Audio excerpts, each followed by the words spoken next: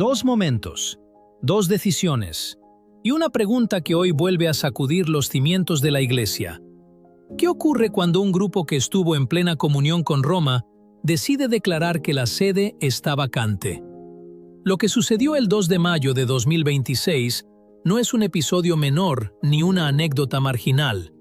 Es un síntoma, y al final de este análisis comprenderás por qué la declaración de los redentoristas transalpinos no es simplemente una ruptura, sino un espejo que refleja una crisis más profunda. Comencemos con los hechos. En esa fecha, la Congregación de los Hijos del Santísimo Redentor, conocida como los redentoristas transalpinos, publicó una carta firmada por todos los miembros de la comunidad. El contenido no deja espacio para interpretaciones suaves. Declaran el sede vacante. Afirman no reconocer a León XIV como papa legítimo. Y van aún más lejos. No reconocen como legítimos a ninguno de los pontífices posteriores al Concilio Vaticano II. Esta no es una objeción disciplinaria, no es una crítica pastoral. Es una ruptura total con la línea visible de la autoridad eclesial. Y aquí es donde el análisis debe detenerse. Porque no estamos hablando de un grupo improvisado, sin formación o sin historia. Los redentoristas transalpinos no surgieron ayer. No son un fenómeno espontáneo. Son una comunidad con trayectoria, con formación teológica, con vida religiosa estructurada y, sobre todo, con un pasado reciente dentro de la comunión canónica con Roma. Ese detalle cambia todo. En 2008, esta misma comunidad tomó una decisión que en su momento fue presentada como ejemplar. Optaron por la regularización. Eligieron entrar en plena comunión con la Iglesia, aceptando la autoridad eclesial, sin abandonar su apego a la liturgia tradicional. Fueron recibidos oficialmente, integrados, reconocidos. Durante 16 años vivieron dentro de esa comunión. Y eso nos lleva a la pregunta clave. ¿Qué ocurrió para que una comunidad que eligió permanecer dentro ahora concluya que el problema no es su posición canónica, sino la legitimidad misma del Papa? Para responder, hay que observar el recorrido. Vivieron el pontificado de Benedicto XVI y el impacto de Summorum Pontificum, que abrió espacios para la liturgia tradicional. Luego atravesaron el pontificado de Papa Francisco, marcado por decisiones como Traditionis Custodes, que restringieron ese mismo espacio. Y finalmente, llegaron a los primeros meses del pontificado de Papa León XIV. 3 etapas, 3 contextos distintos, pero una misma conclusión para ellos: la crisis no se resolvió. Aquí aparece el núcleo del problema.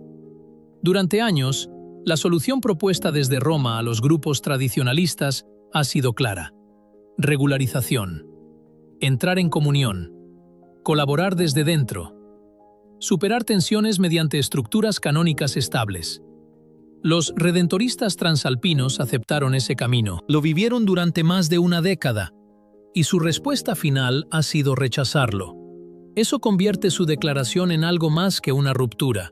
La convierte en un desafío directo a la estrategia eclesial de las últimas décadas, porque plantea una afirmación implícita: la regularización no ha sanado la herida. Esto no significa que tengan razón en su conclusión, pero sí significa que su experiencia no coincide con la promesa inicial.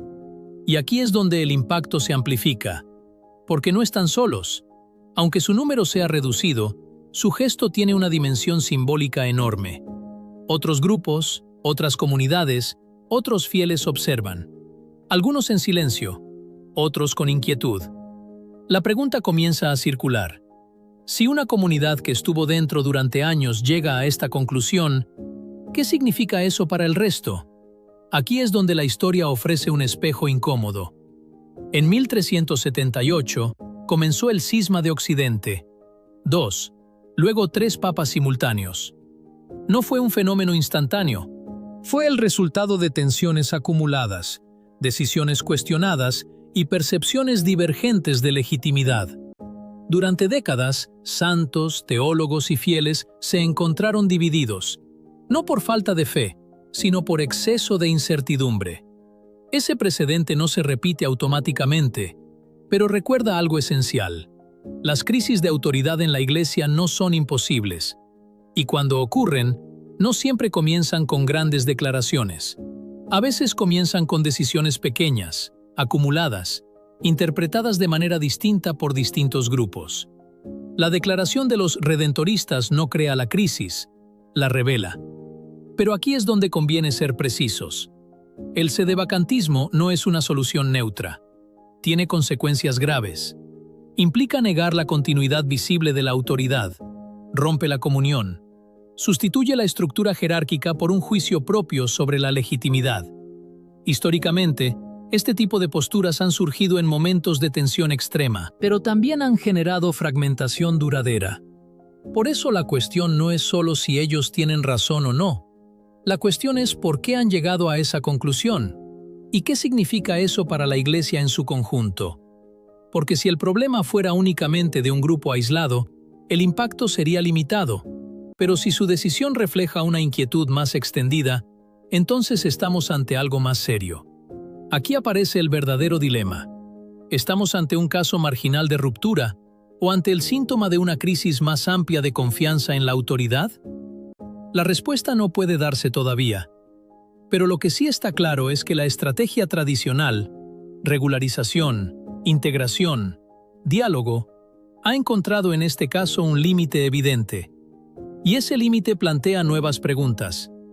¿Qué sucede cuando la integración no resuelve el conflicto? ¿Qué ocurre cuando la comunión formal no genera unidad real? ¿Y qué pasa cuando la respuesta de algunos es abandonar completamente la estructura? En la próxima parte analizaremos precisamente eso. Si este caso es una excepción aislada o el inicio de una tendencia más profunda dentro del mundo tradicionalista, ¿y qué implicaciones tiene para el futuro del pontificado de León XIV? ¿Qué opinas hasta ahora? Déjalo en los comentarios. Amén. Que Dios te bendiga. Si la declaración de los redentoristas transalpinos fuera un hecho aislado, el impacto sería limitado. Se archivaría como una ruptura más dentro de la larga lista de tensiones internas que han marcado la historia de la Iglesia. Pero lo que la vuelve inquietante no es solo su contenido, sino el contexto en el que aparece. Porque esta decisión no surge en el vacío.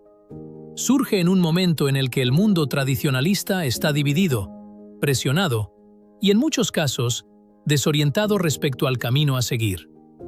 Durante años, la pregunta ha sido siempre la misma. ¿Cómo permanecer fiel a la tradición sin romper la comunión con Roma? Y durante años, la respuesta oficial también ha sido constante. Regularización, obediencia, paciencia. Pero ahora aparece un caso concreto que cuestiona esa respuesta desde la experiencia vivida. Los redentoristas no rechazaron Roma desde el inicio.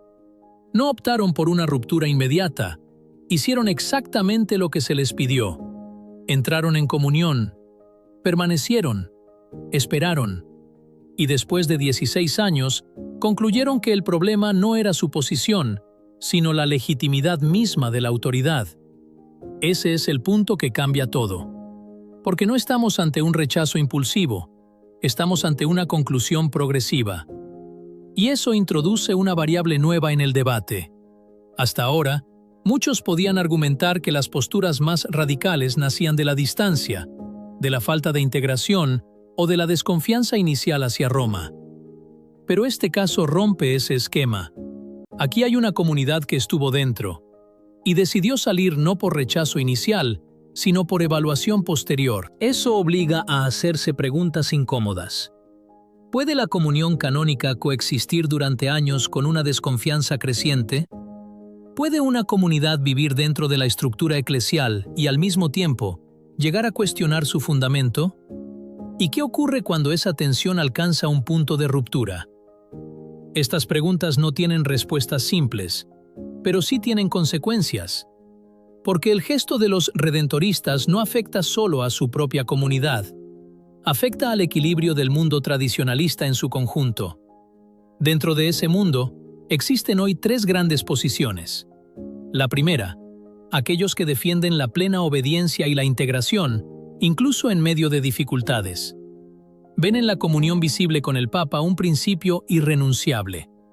La segunda, aquellos que, sin romper formalmente, mantienen una postura crítica constante, señalando desviaciones, ambigüedades o incoherencias. La tercera, aquellos que concluyen que la crisis ha alcanzado tal nivel que la autoridad misma debe ser cuestionada. Los redentoristas han pasado de la primera a la tercera, y ese desplazamiento es lo que genera inquietud, porque si ese movimiento se repite en otras comunidades, el impacto sería mucho mayor. Aquí es donde entra el factor tiempo. El 1 de julio de 2026 se presenta como una fecha clave en el horizonte.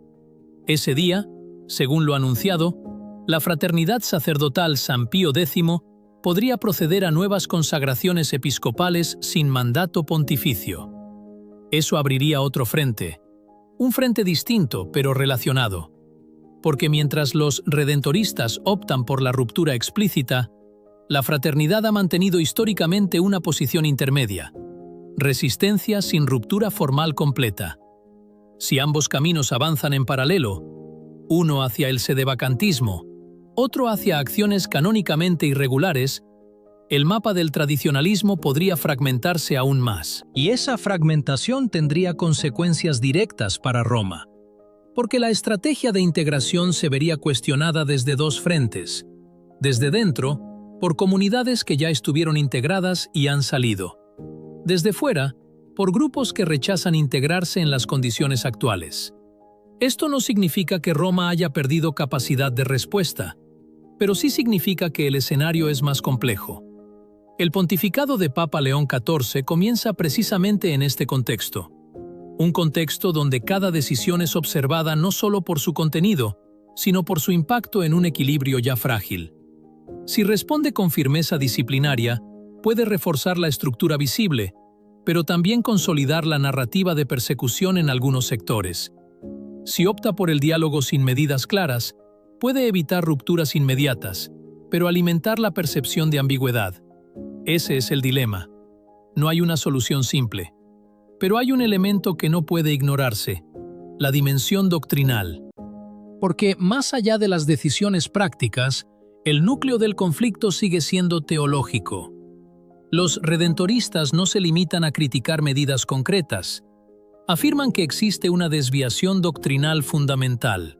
Y esa afirmación, aunque no sea aceptada por la mayoría, no puede simplemente ignorarse.